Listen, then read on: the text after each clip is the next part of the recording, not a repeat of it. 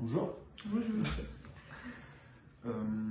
Est-ce que tu peux te présenter succinctement, s'il te plaît? Yes. Alors, je m'appelle Victorine Chao, j'ai 17 ans. Je suis actuellement au centre de formation de Charnel et Mâcon. Et voilà. D'accord.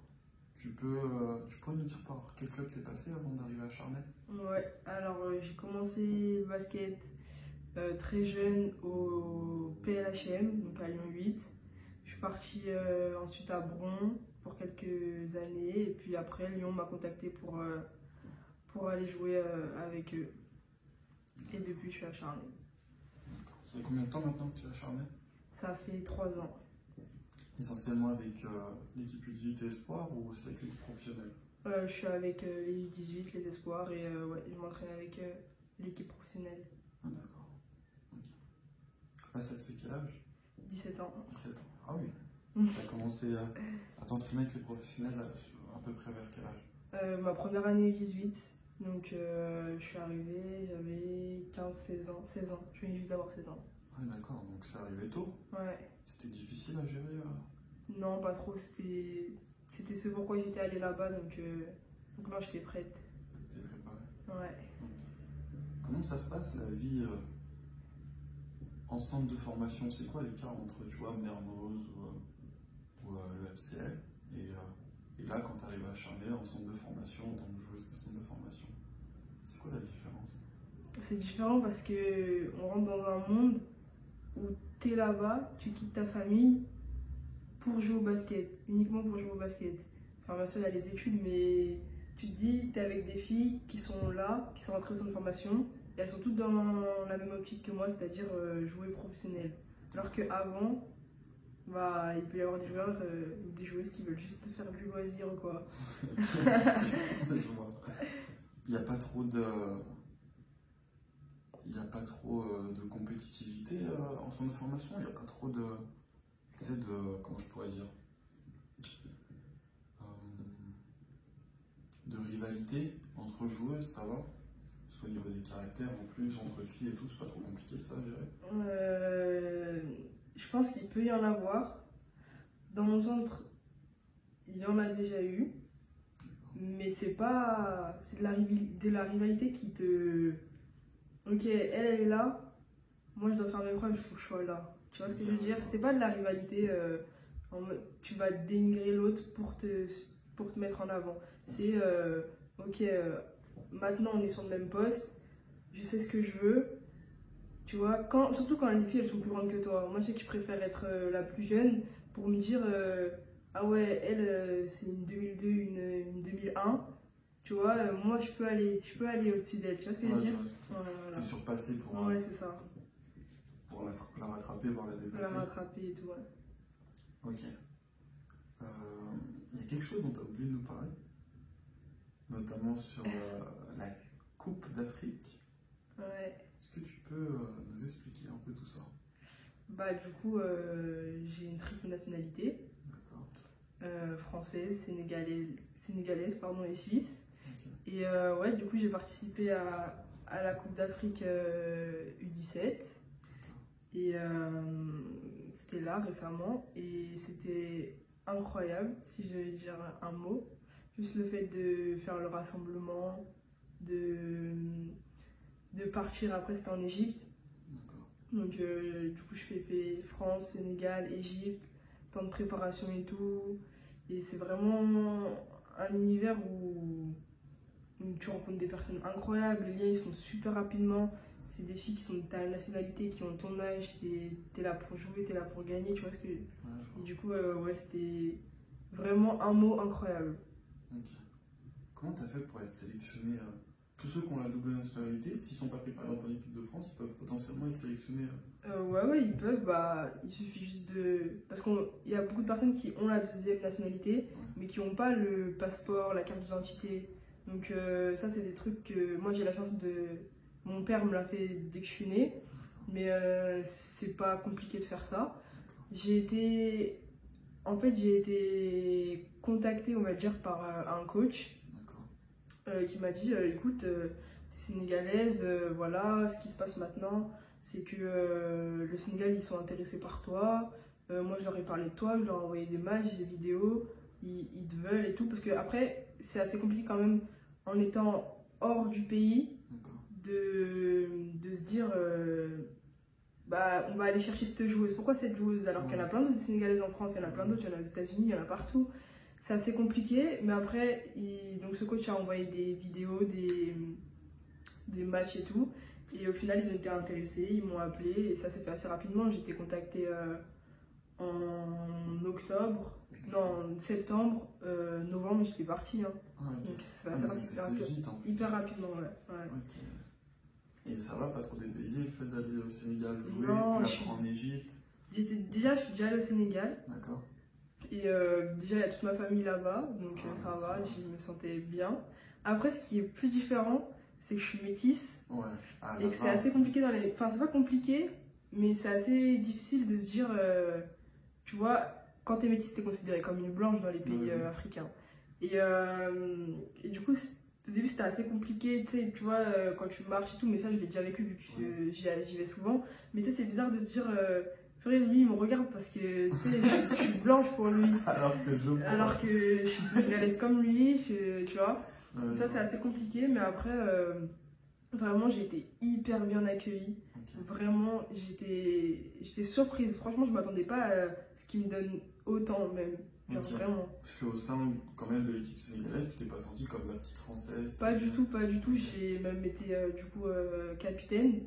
Donc c'était encore plus gratifiant pour de me dire ok, là je viens de France, je connais personne, il y avait des locales, et se dire le coach, le DTN, donc le directeur national et tout, il m'a choisi moi pour être capitaine. Quand on est allé au ministère et tout, de recevoir le drapeau du ministre et tout du Sénégal, ça fait plaisir. En plus, tu as reçu là très récemment à Sfana, je ne me trompe pas, une très très bonne nouvelle en plus. Est-ce que tu pourrais l'expliquer? Du coup, suite à mon appel en équipe jeune, et j'ai été appelée avec l'équipe A, donc l'objectif. Donc c'est vraiment plaisant. J'imagine. Tu es sélectionnée, en plus, comme tu l'as dit, tu es encore jeune, tu es mineure. Ouais, je suis la plus jeune, Être sélectionnée en équipe A, c'est l'âge pour n'importe quel joueur, en fait, pour porter le maillot de sa nationalité. Si tu représentes tout un pays, quoi. C'est pas ouais, la fierté. C'est vrai que... Et toi, tu évolues à quel poste de jeu, du coup? Du coup, je suis meneuse, donc poste 1. Et voilà. Comment tu as été formée au poste de meneur? Tu as toujours été meneuse ou... Ouais, j'ai toujours été meneuse, j'ai toujours pas dépassé les 1m70. Donc j'ai toujours été meneuse. Et comment j'ai été formée? C'est une bonne question. J'ai toujours été, on va dire, orientée dans tout ce qui est dribbling, organisation du jeu, gérer l'équipe. Et c'est un peu ce qu'on m'a appris, on va dire, depuis mes années U15.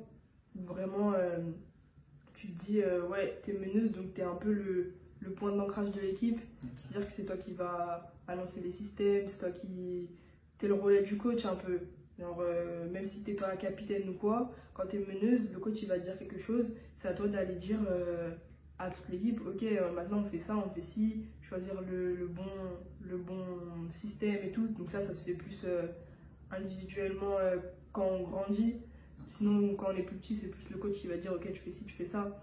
Mais ouais, là, on va dire depuis que j'ai commencé U18, c'est vraiment ce que le coach il me dise, genre c'est toi, tu vois. Genre moi je te donne des indications qui sont importantes, mais maintenant c'est à toi de gérer ton équipe et tu vois, quand tu es sur le terrain. Il faut que tu comprennes, parce que tu as parlé de relève du coach, c'est hyper intéressant. Ouais. Ça veut dire qu'il faut que tu comprennes le jeu et que tu sois capable de le voir en plus toi sur le terrain, avec un œil extérieur, voir le jeu comme le coach le voit en fait. Ouais, c'est-à-dire que j'ai pas 3 minutes pour me comprendre ce que... Si au temps mort, ma coach elle vient de me dire ok, faut jouer d'un tel style de jeu, c'est à moi de m'adapter et de dire, genre, je sais pas comment dire, genre, c'est à toi de dire, bon, là maintenant, on joue sur ça, en défense on fait ça, tu vois, En fonction des situations. en fonction des situations. Mais après, bien sûr, le coach, notamment, il va dire prochaine attaque, tu fais ci, machin, machin. Mais dans un cas où là, tu vois que ça déraille ou quoi, c'est toi qui es sur le terrain, c'est toi qui va gérer l'équipe, qui va les remotiver si elles sont démotivées ou quoi. Donc, tu vois, après, ça peut être n'importe quel joueur dans le sens où il y a toujours des plus grosses têtes dans l'équipe. Mais la meneuse, pour moi, en tout cas, de mon point de vue, c'est le point central des 5 joueuses qui sont sur le terrain, en tout cas. C'est le premier maillon Ouais. entre le coach et les Ouais. joueurs. Si je te prends un exemple, si la meneuse, par exemple, elle défend pas tout terrain pour retarder la balle, pourquoi les autres derrière, elles vont se dire ah ouais, pourquoi moi je dois défendre derrière, tu vois? Ok, c'est toi qui transmets tout le tempo, Ouais, tempo. la balle, le rythme, l'envie défensive. Ok, Ouais. ça c'est vachement intéressant que tu aies parlé de relais du coach. Et dans une salle comble, tu vois, par exemple, il y en a beaucoup, ils n'ont pas l'opportunité de jouer dans des salles remplies.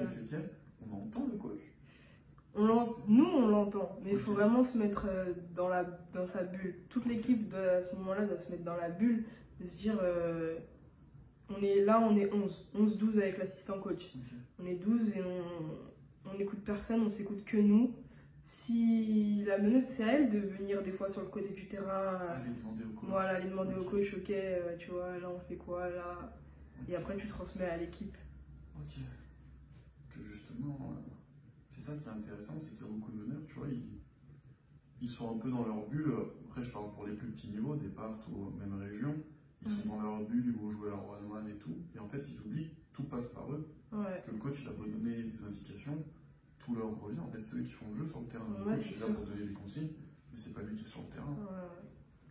Ouais. Ok. Du coup, tu as fait tes premières entrées en professionnel pour l'entraînement professionnel à 16 ans. Ouais. Qu'est-ce que ça fait de rentrer en pro aussi jeune? Parce que du coup, tu es encore moins préparé, tu as moins. Qu'est-ce que ça fait? Déjà, ça fait plaisir, vraiment plaisir. Tu te dis là, j'ai fait un petit bout de chemin. Okay. J'ai rien accompli encore, mais j'ai fait un petit bout de chemin. Je suis là, j'ai 16 ans, je rentre, le coach il me fait confiance, il me fait jouer quelques minutes. Ça fait plaisir. Et c'est là que tu te dis, j'ai pas fait tout ça pour rien. Peut-être, parce qu'après, ça peut tout s'arrêter d'un coup. Hein. Mais j'ai pas fait tout ça pour rien. Je joue et je vais continuer à prouver à l'entraînement que, ouais, pourquoi pas, il peut me faire entrer 2 minutes, 4 minutes, 5 minutes, 6 minutes, tu vois. Donc, ouais. Et après, j'étais jeune et c'était incroyable de rentrer dans la salle. Il y avait un monde, mais incroyable. Et tu sais, on a déjà joué dans des salles où il y a un peu de monde, mais une salle de pro, c'est différent. Ouais, c'est notre ambiance. C'est une ambiance, il y avait une fanfare dans les tribunes et tout, donc ouais, c'était vraiment incroyable. Ok. Comment tu vois, si par exemple tu devais, toi, après c'est dur à te le demander, maintenant que tu es quand même assez jeune, donc c'est vrai que je tilte, si, disons, tu devrais marcher par paire, maintenant je te dis, oui, tu dois t'occuper d'une jeune basketteuse et tu dois lui apprendre le poste de meneur. Tu passerais par quoi? Et quelle serait la priorité selon toi au poste de meneur? Qu'est-ce que tu lui apprendrais en priorité vraiment? En priorité, ce serait de comprendre le jeu en général, comprendre le jeu et gérer ses émotions. C'est-à-dire, c'est intéressant ça. Gérer ses émotions parce que, moi en tout cas j'ai eu ce problème, c'est que je suis vachement... j'ai fait ça de mal, je me ferme. Je suis comme ça. Et ça a pu me porter préjudice. Et je lui dirais, c'est pas parce que tu as fait cette mauvaise action, cette mauvaise passe, ce mauvais tir, que derrière, les 5 autres, ils vont pas rentrer, tu vois. Et ça, je pense qu'il faut l'apprendre dès le plus jeune âge parce que c'est compliqué c'est un peu une spirale infernale. Ouais, je vois. Tu rates, ah ok, je vais encore rater, je vais rater, je vais rater. Et je pense que c'est important de se dire, Le prochain, je le mets. voilà, hop, je change, ça y est. Ok. J'ai fait une mauvaise action derrière, il faut que je produise une bonne action.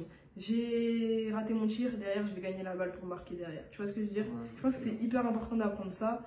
Je sais pas si c'est spécial au poste de meneur, En mais général, pour la formation. en général, pour la formation, ouais, je trouve que c'est hyper important de gérer ses émotions dans le basket. Donc ça serait ça. Ok, gérer sa frustration. Gérer la frustration. Parce que du coup, moi, c'est ce que j'essaye d'apprendre aussi aux jeunes, c'est que on loupe un tir, on passe directement à l'action d'après, Ouais, justement en se disant, bah c'est pas grave, de toute façon, le prochain, je le mets. Et à chaque fois que tu loupes, tu te dis ça. Tu sais que tu marques, et au moment, bah, tu vas le mettre le prochain. ouais. Et tu continues. c'est Quand tu hyper perds une balle, compliqué, hein. tu te dis, pourquoi j'ai perdu la balle? Ah bah j'ai peut-être pas pris l'information. Bon, bah la prochaine fois, je la prends. Ouais, Et du coup, tu ça. sais ce que tu as à faire et tu as juste à te concentrer sur ce que Ouais. tu as à faire et c'est plus facile du coup pour moins être émotivement frustré parce que c'est assez compliqué de gérer. Ouais. En plus, j'imagine toi qui as pu jouer des bonnes compétitions, tu as la pression et juste par des petites phrases que tu te dis, passe à autre chose. Quoi. Ouais. C'est intéressant que tu dises ça. Ok. Est-ce que tu auras un message pour tous les jeunes joueurs qui vont sûrement regarder cette vidéo? Est-ce que tu auras un conseil à leur donner? Ouais, j'ai un conseil. Et du coup, moi, je l'ai un petit peu dit, je pense. Mais ce serait, en étant jeune, de se dire peut-être j'ai le petit truc en plus pour jouer au basket. Je comprends, je fais ci, je fais ça. Mais si je travaille pas derrière, il se passera rien du tout. Je peux avoir tout le talent du monde. Les gens derrière qui ont peut-être rien, ils vont vous rattraper parce qu'ils travaillent. Et je dirais juste ça. Le talent, ça fait pas tout. Juste, c'est tout ce que je dirais. Ok, bah super. Bah, je te remercie. De rien. Je te dis bon courage pour la suite. Merci.